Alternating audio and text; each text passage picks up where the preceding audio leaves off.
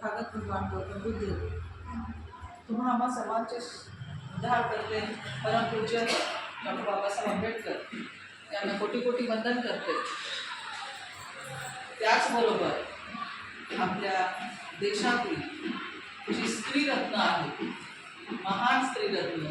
त्यांच्या कार्यास कोटी कोटी वंदन करते। आणि आज पौष अमावस्या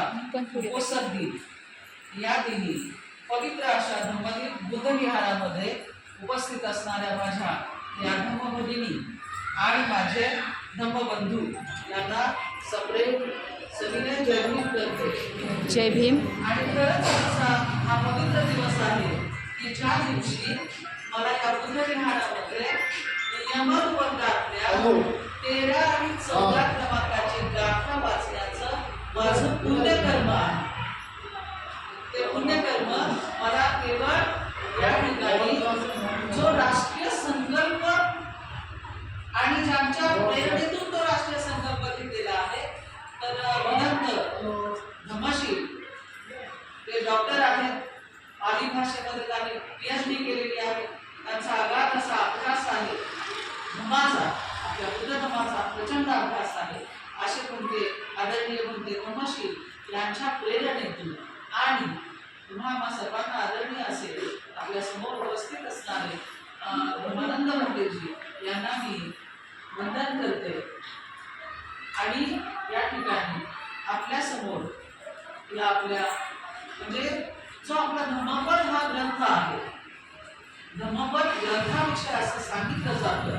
की धम्मपदामध्ये 26 वर्ग आहेत। त्याला आपण मराठी वर्ग असं म्हणतो।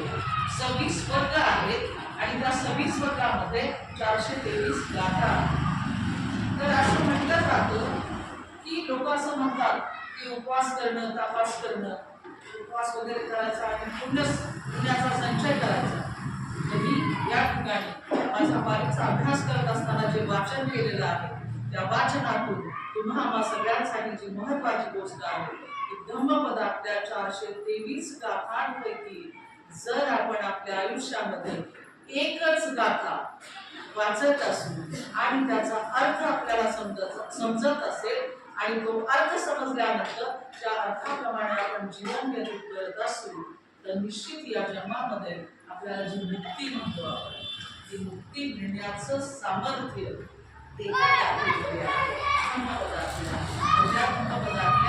पहिला वर्ग आहे यमक वर्ग आणि त्यातील 13व्या क्रमांकाची गाथा ही आपल्यासमोर वाचत आहे।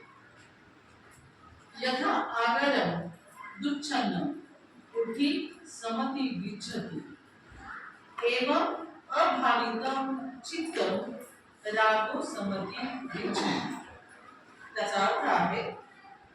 घराचे छत योग्य नसेल तर ज्याप्रमाणे तिथे वृष्टी प्रवेश करते, वृष्टी पाऊस, त्याप्रमाणे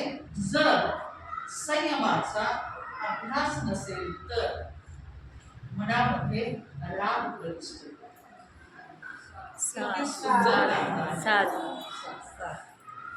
दुसरी गाथा आहे 14 क्रमांकाची। यथा अगारम सुच्छन्न उकी न समति विच्छति एवं सुभावितं चित्त रागो न समति विच्छति। त्याचा अर्थ, घराचे छत योग्य असेल तर ज्याप्रमाणे तिथे वृष्टीचा प्रवेश होत नाही, त्याप्रमाणे जर संयमाचा, आपल्यामध्ये संयम असणं गरजेचं असतं, त्या संयमाचा अभ्यास असेल तर मनामध्ये राग प्रविष्ट होत नाही। अशा प्रकारच्या या 2 गाथा आहेत आणि या 2 गाथा वाचण्याचं आज माझं हृदय काहीतरी सच्चित होतं आणि म्हणून मला या पवित्र बुद्ध विहारामध्ये त्या गाथा वाचण्याची संधी। हा जो राष्ट्रीय संकल्प आहे, या राष्ट्रीय संकल्पामध्ये मी सांगितलं की राष्ट्रीय संकल्प काय आहे, तर आपला धर्म आहे। या धर्मामध्ये आपल्यामध्ये उपोषण दिनाला प्रचंड महत्त्व असतं। मग आपल्या 2 अष्टमी आहेत, आपली पौर्णिमा आहे आपलं अमावस्या आहे, आज पौष अमावस्या आहे आणि तो पौष अमावस्या उपवास दिनं असे राष्ट्रीय संकल्पामध्ये हे सगळे दिन साजरे करणं आणि ते साजरे करत असताना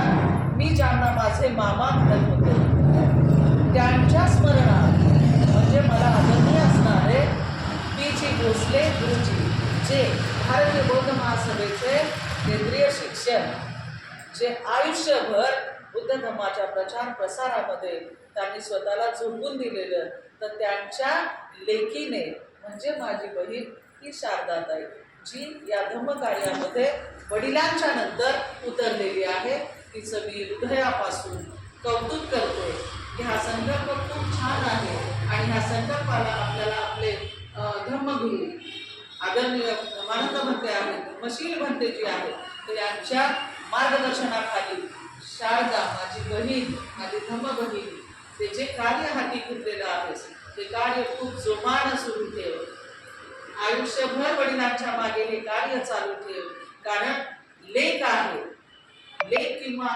लेक मुलगी आणि लेक मुलगा दोघांनी आपल्या वडिलांचे जे संस्कार आपल्यावर असतात ते संस्कार त्यांच्या नंतर चालू ठेवणं यापेक्षा आणखी काय महत्वाचं म्हणावं आणि चांगलं म्हणावं आणि म्हणून शारदा असेल किंवा मी सुजाता मसुरे सासरचं नाव नवघरे तर माझे वडील मसुरे पिंडी दादा की ज्यांनी आयुष्यभर